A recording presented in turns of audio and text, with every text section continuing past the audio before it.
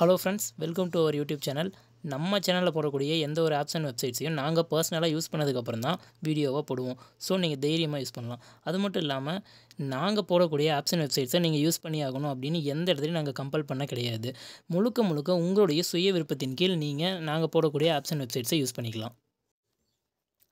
Hello friends, இன்றைக்கி வீடியோவில் நம்ம எதை பற்றி பார்க்க போகிறோம் அப்படின்னா, நம்ம ஆதார் கார்டில் நம்ம அப்டேஷன் அண்ட் சேஞ்சஸ் பண்ணியிருப்போம்.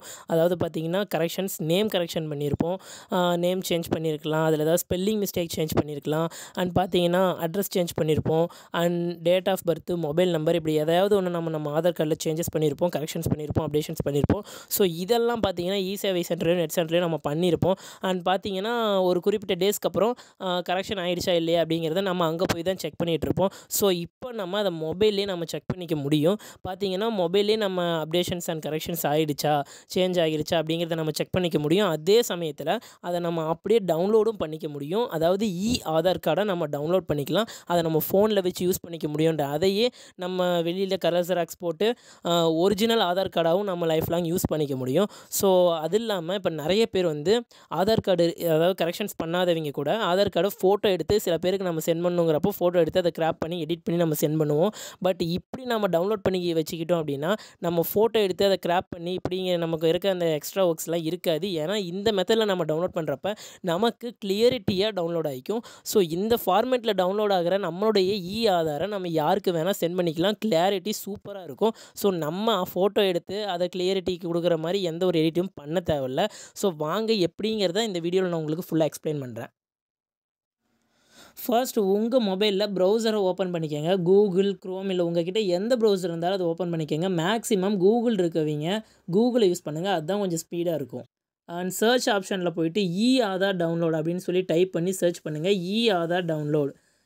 ஆதார் டவுன்லோட் அப்படின்னு சொல்லி டைப் பண்ணி சர்ச் பண்ணுங்கள்.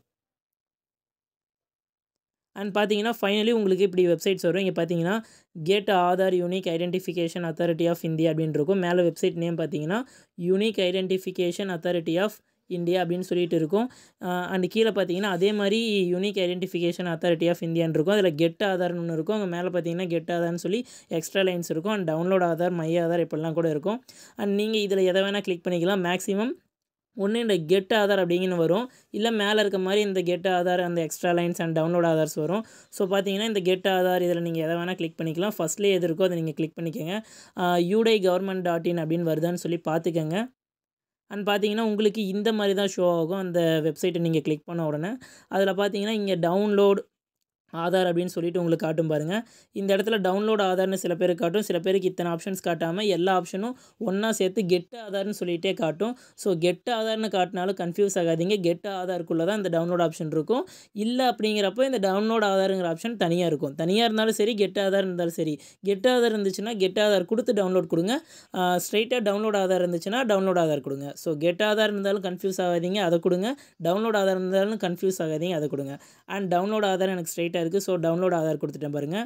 அண்ட் இதில் பார்த்தீங்கன்னா இதில் ஏகப்பட்ட ஆப்ஷன்ஸ் இருக்கும். அதுலேயும் உள்ளே பார்த்தீங்கன்னா டவுன்லோட் ஆதார்னு சொல்லிட்டு ஒரு ஆப்ஷன் இருக்கும் பார்த்தீங்களா. டவுன்லோட் ஆதார் கிளிக் ஹியர்னு சொல்லி டவுன்லோட்னு போட்டிருக்க பாருங்கள். ஸோ அந்த ஆப்ஷனை கிளிக் பண்ணுங்கள். நீங்கள் கன்ஃபியூஸே ஆக வேணாம். நீங்கள் எத்தனை தடவை இது பண்ணாலும் டவுன்லோட் ஆதாருங்கிற ஆப்ஷன் உங்கள் கண்ணில் பட்டுச்சுன்னா அதை மட்டும் நீங்கள் விடாமல் கிளிக் பண்ணுங்கள். அண்ட் ஃபைனலாக நீங்கள் டவுன்லோட் ஆதார் அப்படிங்கிற அந்த ஆப்ஷனை கிளிக் பண்ணோன்னே உங்களுக்கு இந்த மாதிரி ஒரு பேஜ் தான் ஷோ ஆகும். நல்லா பாருங்கள். Aadhaar number, enrolment ID number, virtual ID card number, இதில் 3ல் நீங்கள் எதை கொடுத்து வேணால் உங்களுடைய ஆதாரை நீங்கள் டவுன்லோட் பண்ணிக்கலாம். அதாவது பார்த்தீங்கன்னா ஆதார் அப்படிங்கிறது 12 டிஜிட், மேலே டீட்டெயில்ஸ் கொடுத்துருப்பாங்க பாருங்கள். அண்ட் விர்ச்சுவல் ஐடி கார்டுங்கிறது 16 டிஜிட் இருக்கும். அண்ட் 28 டிஜிட் என்ரோல்மெண்ட் ஐடி நம்பரும் இருக்கும். ஸோ இப்போ நீங்கள் பார்த்தீங்கன்னா ஒரு சேஞ்சஸ் அப்டேட் பண்ணியிருக்கீங்க அப்படின்னா அதில் உங்களுக்கு நெட் சென்டர்லேயோ இல்லை இ-சேவை சென்டர்லேயோ ஒரு ரெசிப்ட் கொடுப்பாங்க. அந்த ரெசிப்ட்டில் பார்த்தீங்கன்னா ஒரு குறிப்பிட்ட நம்பர் கொடுத்துருப்பாங்க, ஐடி நம்பர் மாதிரி. அதை வச்சும் நீங்கள் பண்ணிக்கலாம். அது என்ரோல்மெண்ட் நம்பராக இருந்தால் என்ரோல்மெண்ட் நம்பரை இந்த இடத்துல நீங்கள் கிளிக் பண்ணி அந்த டீட்டெயில் சப்மிட் பண்ணுங்கள். இல்லை விர்ச்சுவல் ஐடி நம்பர் வச்சுருந்தீங்கன்னா விர்ச்சுவல் ஐடிங்கிற இந்த ஆப்ஷன் நீங்கள் கிளிக் பண்ணி நீங்கள் விர்ச்சுவல் ஐடி கார்டு நம்பரை கொடுத்து இந்த இடத்துல நீங்கள் கேப்சா என்ட்ரு பண்ணலாம். ஸோ என்ரோல்மெண்ட்டாக இருந்தால் என்ரோல்மெண்ட்டை கிளிக் பண்ணி அந்த டீட்டெயில்ஸை கொடுங்க. நான் பார்த்தீங்கன்னா ஆதார் கார்டு நம்பரை கொடுத்து மட்டும்தான் ஆதாரை டவுன்லோட் பண்ண போகிறேன். அது எப்படின்னு பார்த்தீங்கன்னா இந்த இடத்துல ஆதார்னு ஆல்ரெடி உங்களுக்கு கிளிக்கில் தான் இருக்கும். ஸோ நான் இந்த 2 ஆப்ஷனை கிளிக் பண்ணதுனால உங்களுக்கு மறுபடியும் ஆதாருங்கிறது கிளிக் பண்ணுறேன். ஸோ ஆதார் நம்பரை கொடுத்து பண்ணுறவங்க அந்த ஆதார்லேயே அதை வச்சுக்கோங்க, கிளிக் பண்ணி வச்சுக்கோங்க. அண்ட் என்டர் ஆதார் நம்பர் அப்படின்னு இருக்கிற இந்த இடத்துல உங்களுடைய 12 டிஜிட் ஆதார் நம்பரை என்டர் பண்ணிக்கோங்க. அண்ட் என்டர் பண்ணதுக்கப்புறம் கீழே கேப்சான் இருக்குது பார்த்தீங்களா, அந்த இடத்துல இங்கே சைடில் பார்த்தீங்களா கேப்சா அப்படிங்கிற இடத்துல இந்த இடத்துல சைடில் கேப்சா இருக்கும். இந்த கேப்சாவை மிஸ்டேக் இல்லாமல் நீங்கள் போட்டாகணும். அப்போ மட்டும்தான் உங்களுக்கு அடுத்த ஸ்டெப்புக்கு மூவ் ஆக முடியும். இல்லைன்னா இன்வேலிட்னு சொல்லி வந்துக்கிட்டு இருக்கும். ஸோ கேப்சாவை கரெக்டாக ஃபில் பண்ணிக்கோங்க. அண்டு நீங்கள் உங்களுடைய ஆதார் நம்பரை என்ட்ரி பண்ணிவிட்டு இந்த கேப்சாவை அழகாக பார்த்து அப்படியே டைப் பண்ணி சென்ட் ஓடிபி அப்படிங்கிற அந்த ஆப்ஷனை கிளிக் பண்ணிக்கோங்க. அண்ட் நீங்கள் அந்த சென்ட் ஓடிபி அப்படிங்கிற அந்த ஆப்ஷனை கொடுத்ததுக்கப்புறம் உங்களுக்கு உங்கள் ஆதாரில் நீங்கள் லிங்க் பண்ணியிருக்க மொபைல் நம்பருக்கு ஒரு ஓடிபி வரும். அண்டு சென்ட் ஓடிபி அப்படிங்கிற அந்த ஆப்ஷனுக்கு கீழே ஓடிபி என்டர் பண்ணுற அப்படிங்கிற அந்த ஆப்ஷன் வந்துடும் பார்த்தீங்களா, என்டர் ஓடிபி அப்படின்னு இருக்கா, இது சென்ட் ஓடிபி அப்படின்னு நீங்கள் கொடுத்ததுக்கப்புறம் தான் இந்த ஆப்ஷன் உங்களுக்கு வரும். ஸோ சென்ட் ஓடிபி அப்படிங்கிற அந்த ஆப்ஷன் கொடுத்தோன்னா ஓடிபி உங்களுக்கு ஆதாரோட லிங்க் பண்ணியிருக்க அந்த மொபைல் நம்பருக்கு வந்துடும். அதை எடுத்து இங்கே என்டர் ஓடிபி அப்படிங்கிற அந்த ஆப்ஷனில் நீங்கள் என்ட்ரு பண்ணிடுங்க. மேக்ஸிமம் உங்களுக்கு 1 மினிட் மட்டும்தான் ஒரு ஓடிபிக்கு டைம் வரும், சைடில் டைம் ஓடும். ஸோ அந்த டைமர் முடிஞ்சதுக்கப்புறம் அந்த ஓடிபி நீங்கள் யூஸ் பண்ண முடியாது. ஸோ ரீசெண்ட் ஓடிபி கொடுக்கறதுக்கு உங்களுக்கு ஆப்ஷன்ஸ் வரலாம். ஸோ அதுக்கப்புறம் பார்த்தீங்கன்னா கீழே இந்த இடத்துல ரீசெண்ட் ஓடிபி அப்படிங்கிற ஒரு ஆப்ஷன் வந்துடும். உங்களுக்கு பார்த்தீங்கன்னா நீங்கள் ஓடிபியை மிஸ் பண்ணிட்டீங்க, உங்களுக்கு ஓடிபி என்டர் பண்ண டைம் லேட் ஆயிடுச்சு அப்படிங்கிற பட்சத்தில் இந்த ரீசெண்ட் ஓடிபி அப்படிங்கிற அந்த ஆப்ஷனை யூஸ் பண்ணி நீங்கள் உங்களுடைய மொபைலுக்கு இன்னொரு ஓடிபியை அனுப்பி அந்த ஓடிபியை இங்கே என்டர் பண்ணி கீழே வெரிஃபை அண்ட் டவுன்லோடுன்னு இருக்குது பார்த்தீங்களா, அதை நீங்கள் கிளிக் பண்ணிக்கோங்க. பார்த்தீங்கன்னா ரீசெண்ட் ஓடிபி அப்படிங்கிற அந்த ஆப்ஷன் நீங்கள் கொடுத்தோன்னா ஓடிபி ரீசெண்ட் சக்ஸஸ்ஃபுல்லின்னு சொல்லிட்டு டைம் ஓட ஆரம்பிச்சிச்சு பாருங்கள். அண்ட் ஃபைனலி நீங்கள் ஓடிபியை என்டர் பண்ணி வெரிஃபை அண்ட் டவுன்லோட் கொடுத்ததுக்கப்புறமா உங்களுடைய ஆதார் உங்களுடைய ப்ரௌசரில் டவுன்லோட் ஆயிரும். டவுன்லோட் ஆனதுக்கப்புறம் அதை நீங்கள் ஓப்பன் பண்ணும்போது உங்களுக்கு பாஸ்வேர்டு கேட்கும். ஸோ அந்த பாஸ்வேர்டை போட்டதுக்கப்புறம் தான் உங்களுக்கு ஓப்பன் ஆகும். உங்களுக்கு இந்த மாதிரி கங்க்ராச்சுலேஷன்ஸ் பேஜ் ஒன்று ஓப்பன் ஆகும். அது இல்லாமல் நீங்கள் டவுன்லோட்ஸில் போய் செக் பண்ணிங்கன்னா உங்களுடைய ஆதார் டவுன்லோட் ஆகிருக்கும். என்ன பாஸ்வேர்டு அப்படிங்கிறது இங்கே ஃபார்மேட்டில் கொடுத்துருக்காங்க பாருங்கள். ஃபார் எக்ஸாம்பிளும் கொடுத்துருக்காங்க. உங்களுடைய ஆதார் கார்டில் இருக்க நேமோட ஃபஸ்ட்டு 4 லெட்டர், நீங்கள் எந்த ஆதார் கார்டை டவுன்லோட் பண்ணியிருக்கீங்களோ அந்த ஆதார் கார்டில் இருக்க நேமோட ஃபஸ்ட்டு 4 லெட்டர் கேபிட்டல்லையும் அண்டு டேட் ஆஃப் பர்த்தையும் நீங்கள் இதில் என்டர் பண்ணுற மாதிரி கொடுத்துருக்காங்க. ஃபார் எக்ஸாம்பிள் அவங்களே கொடுத்துருக்காங்க பாருங்கள். எக்ஸாம்பிள் அனீஷ் ஒய் குமார் அப்படின்னு சொல்லி இருந்திருக்கு. அவங்களுடைய டேட் ஆஃப் பர்த் 1989 அப்படின்னா அந்த பிடிஎஃப் நீங்கள் ஓப்பன் பண்ணுறப்ப பாஸ்வேர்டு கேட்குது அப்படின்னா அனீஷ் அப்படிங்கிற நேமில் ANIS அப்படிங்கிற 4 எழுத்து கேபிட்டலில் அண்ட் ஸ்பேஸ் விடாமல் அவங்களுடைய டேட் ஆஃப் பர்த் 1989. இதுதான் எக்ஸாம்பிள். இந்த மாதிரி நீங்கள் போடணும். இந்த மாதிரி 8 டிஜிட்டில் நீங்கள் பாஸ்வேர்டை போட்டதுக்கப்புறம் ஓப்பன் ஆயிரும். ஃபார் எக்ஸாம்பிள் இன்னொன்று சொல்கிறேன், ரமேஷ் அப்படின்னு இருக்குன்னா RAME அப்படிங்கிற 4 லெட்டரையும் கேபிட்டலில் போட்டு அவங்க 2001 பிறந்திருக்காங்க அப்படின்னா RAME 2001 அப்படிங்கிறத போட்டு ஓகே கொடுத்தீங்கன்னா உங்களுக்கான பிடிஎஃப் உங்களுடைய ஆதார் ஓப்பன் ஆகிடும். பார்த்தீங்கன்னா டவுன்லோட்ஸ் ஆப்ஷன் இருக்கும். டவுன்லோட்ஸ் ஆப்ஷன் போயிட்டிங்கன்னா பார்த்தீங்களா டவுன்லோட் ஃபைல்னு கேட்கும். டவுன்லோட் கொடுத்ததுக்கப்புறம் இந்த மாதிரி ஓப்பன் ஆகிடும். பார்த்தீங்களா உங்களுடைய டவுன்லோட்ஸ் பேஜுக்கு வந்துடுங்க. இந்த மாதிரி மை ஆதார் யூனிக் ஐடென்டிஃபிகேஷன் சொல்லிட்டு நேமில் உங்களுடைய ஆதார் டவுன்லோட் ஆகிருக்கும். அதை கிளிக் பண்ணிக்கோங்க. அப்படி இல்லை அப்படிங்கிற பட்சத்துக்கு உங்களுடைய ஃபைல் மேனேஜரில் கேலரியில் நீங்கள் போய் பார்த்தீங்கன்னா டாக்குமெண்ட்ஸ் பேஜில் உங்களுடைய ஆதார் டவுன்லோட் ஆகிருக்கும் வித் டேட்டோட. ஸோ அந்த இடத்துல போய் கூட நீங்கள் கிளிக் பண்ணிக்கலாம்.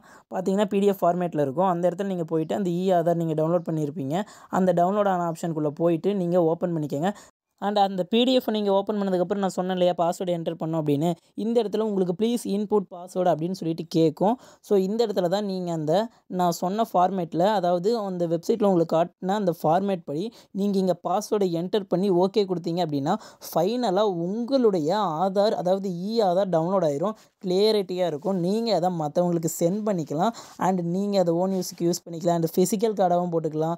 அண்ட் அதை நீங்கள் ஓப்பன் பண்ண உடனே நீங்கள் பண்ண அந்த கரெக்ஷன்ஸ் இருக்கும் பார்த்தீங்களா, இதில் தான் நீங்கள் செக் பண்ணிக்க முடியும். பிகாஸ் நீங்கள் இந்த பாஸ்வேர்டை போட்டு என்டர் பண்ணி ஓப்பன் பண்ணதுக்கு அப்புறமா ஃபைனலாக உங்களுடைய கரெக்ஷன் அண்ட் அப்டேஷன்ஸை நீங்கள் ஓப்பன் ஆனதுக்கப்புறம் செக் பண்ணிக்கலாம். ஏன்னா நீங்கள் இதை டவுன்லோட் பண்ணும்போது அப்போத்து ஸ்டேட்டஸ் என்னவோ அந்த ஆதார் தான் டவுன்லோட் ஆகிருக்கும். ஸோ அப்போ நீங்கள் ஓப்பன் பண்ணுறப்ப கரெக்ஷன் ஆகலை, நீங்கள் பண்ண சேஞ்சஸ் எதுவும் ஆகலைன்னா ஸோ இன்னும் ஆகலைன்னு அர்த்தம். நீங்கள் வெயிட் பண்ணலாம்.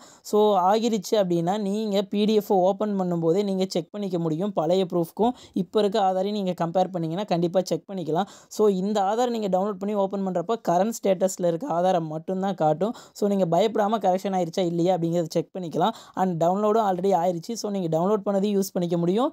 நீங்கள் இது மூலிமா நெட் சென்டே போகாமல் இதை ஓப்பன் பண்ணி பார்த்தீங்கனாலே கரெக்ஷன் ஆயிடுச்சா இல்லையான்னு தெரிஞ்சிக்க முடியும். ஸோ ஃபைனலாக இந்த வீடியோவில் உங்களுக்கு நான் கிளியராக எக்ஸ்ப்ளனேஷன் கொடுத்துருப்பேன் அப்படிங்கிறத நம்புகிறேன். உங்களுக்கு இந்த வீடியோ பிடிச்சிருந்தா லைக் பண்ணுங்கள், கமெண்ட் பண்ணுங்கள், ஷேர் பண்ணுங்கள். மறக்காமல் நம்ம சேனலை சப்ஸ்கிரைப் பண்ணி அந்த பெல் ஐக்கானை கிளிக் பண்ணிக்கோங்க. உங்கள் சப்போர்ட்டை நம்ம சேனலுக்கு கொடுங்க. இந்த மாதிரி உங்களுக்கு யூஸ்ஃபுல்லான வீடியோஸை நம்ம சேனலில் நாங்கள் கண்டிப்பாக ரெகுலராக போஸ்ட் பண்ணுவோம். தேங்க்யூ.